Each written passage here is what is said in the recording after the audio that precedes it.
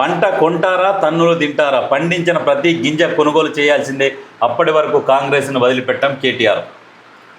చూడు, పంట కొంటారా తన్నులు తింటారా అంటే మరి ఎవరిదన్నాలే ఏం కథ, మరి ఆయన ఉద్దేశం ఏంటిది అసలు? నిన్న మీటింగ్లో మాట్లాడేటప్పుడు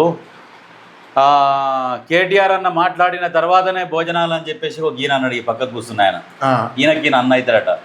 ఇప్పుడు ఈయన ఓనర్ కాబట్టి ఇలా కంపెనీకి ఓనర్ని సార్ అన్న పిలవాలి, లేదంటే అన్నానని పిలవాలి మర్యాద కోసం. ఇలా ఒక సైకాలజీ ప్రకారం ఒకటి బాగా అబ్జర్వ్ చేయాలి.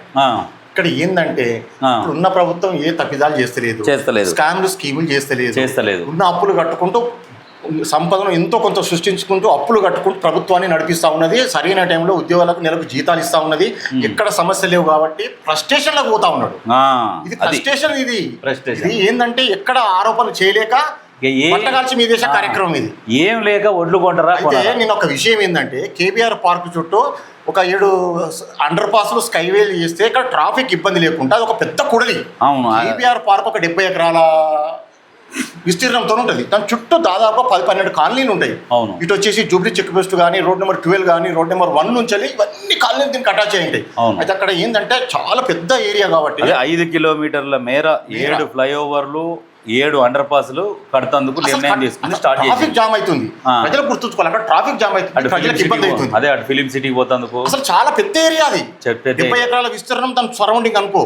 అయితే ఇక్కడ ప్రజలు గుర్తుంచుకోవాల్సిన అవసరం ఏంటంటే ప్రజా అవసరాల కోసం విస్తీర్ణం చేస్తూ ఉన్నారు, అండర్ పాస్లు కడతా ఉన్నారు, ఫ్లైఓవర్ కడతా ఉన్నారు.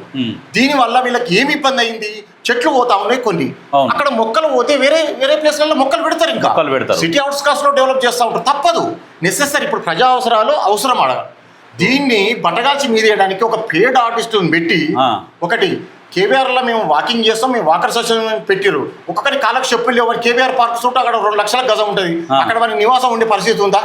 లేదు. ఎంత ఘోరం ఇది. ఆ విజువల్స్ చూడాలి. విజువల్స్ వాకర్స్ అసోసియేషన్ అంట, వాని బట్టలు నల్లగా ఉన్నాయి, వాని కాళ్ళకు చెప్పులు లేవు, వాళ్ళు ఏవో ప్లకార్డులు పట్టుకొని నిలబడ్డారు, సేవ్ ద కేబీఆర్ పార్క్ అని. కేబీఆర్ పార్కులకు ఎంటర్ అయ్యింది లేదు, కేబీఆర్ పార్కులో కొట్టింది లేదు ఒక చెట్టు. కాకపోతే కేబీఆర్ పార్క్ బయట ఉన్న చెట్లే కొన్ని చెట్లు పోతాయి, పోయిన వాటికి ఆల్టర్నేట్ గా వేరే దగ్గర చెట్లు నాటుతారు. భారతదేశంలో ఇదే బీజేపీ నేషనల్ హైవే డెవలప్ చేస్తా ఉన్నది. మరి అన్ని చెట్లు పోతున్నాయి, కానీ అది మంచి పనే. చెట్లు పోతున్నాయి, నేను రోడ్డు విస్తరణ చేయకుండా ఎట్లా ఉంటాయి? ఇంకొక దూరం జరిపి పెట్టుకుంటాం, ఇంకొక ప్లేస్ లో పెట్టుకుంటాం. గవర్నమెంట్ ప్లేస్ లో కొన్ని 100,000 ఎకరాలు ఉన్నాయి, అక్కడ డెవలప్ చేసుకుంటాం. నెసెసరీ ఎక్కడైతే అవసరాలు ఉన్నాయో అక్కడ చేస్తాం. నేను ఎవరిని తప్పవట్లేదు, బీజేపీని ఏం తప్పవట్లేదు, కాంగ్రెస్ పార్టీని ఏం తప్పవట్లేదు. ఎక్కడైతే ప్రజా అవసరాల కోసం చేస్తారు కదా, అది ప్రైవేట్ కంపెనీకి అయితే ఇస్తలేరు కదా. వీళ్ళకి కనీసం అనుకున్న ఇంగిత జ్ఞానం, బుద్ధి ఉండాలి కదా వీళ్ళకి మాట్లాడేటప్పుడు. అయితే ఒక విషయం ఏంటంటే ఇక్కడ విమర్శించడానికి ఏం లేదు, ఏదన్నా ఒక సాకు కావాలి. రోజు ఒక ఏషం వేసుకొని విమర్శించడానికి, ఈ పని కట్టుకొని బట్టగాల్చి మీదేయడానికి ఒక ప్రయత్నం.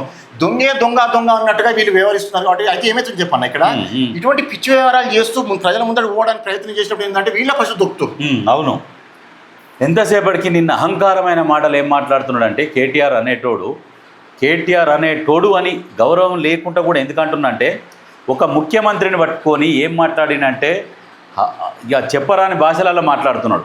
అందుకని ఈ కేటీఆర్ అనేటోనికి, ఈ అవలగానికి కూడా నేను కూడా చెప్తున్నా ఏంటంటే, మాట్లాడేటప్పుడు నువ్వు వ్యక్తికి గౌరవం ఇవ్వకున్నా పర్వాలేదు, ఆ పదవికి గౌరవం ఇవ్వాలి. అంతే, ఎవరికైనా. ఇప్పుడు కేసీఆర్ ఉంటే మనం ఎంత గౌరవం ఉండే, ముఖ్యమంత్రి పదానికి గౌరవం ఇవ్వాలి. అది ఇవ్వకుండా రైతు బంధు ఎవడికి కొట్టిండు అంటే నీ భాగవతం కూడా నేను చెప్తా.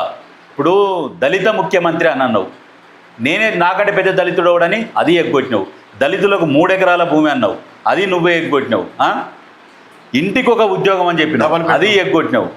అమరుల కుటుంబాలను ఆదుకుంటాం, వాళ్ళకు పింఛన్లు ఇస్తాము, గోదారము హైదరాబాద్ని టర్కీ చేస్తాను, కరీంనగర్ని లండన్ చేస్తాను, హుస్సేన్ సాగర్ దోషులు పట్టుకొని తాగాలన్నావు, బంగారు తెలంగాణ చేస్తాను, రకరకాల ముచ్చట్లు గొల్లి ముచ్చట్లు చెప్పినావు. మరి లాస్ట్కి ఏం చేసినావు? అంతా దోసుకొని పోయి ఫామ్ హౌస్లో పడినావు. అసోంటి లంగ కడుపులో పుట్టిన ఈ లంగ మాట్లాడతాడు, నీతులు చెప్పబోతుంటాడు ఈ లంగ. అందుకనే ఈ లంగకు చెప్తున్నా, ఫస్ట్ నీ ఈపి నువ్వు చూసుకోరా. లంగా నీ ఈపి నీకు కనపడదా చూసుకున్నాక ఎదుటి వాళ్ళ గురించి విమర్శించడం నేర్చుకో. నిన్ను ఇవాళ ఇన్ని మాటలు ఎందుకు అంటున్నా అంటే, నువ్వు రాజ్యాంగంలో ఎవరికైనా ప్రశ్నించే హక్కు ఉంటుంది, కానీ శృతి మించొద్దు. నువ్వు శృతి మించి ఒక ముఖ్యమంత్రిని నోటికి వచ్చినట్టు మాట్లాడుతున్నావు కాబట్టి ఈరోజు నీ గురించి కూడా అట్నే మాట్లాడాల్సి వస్తుంది.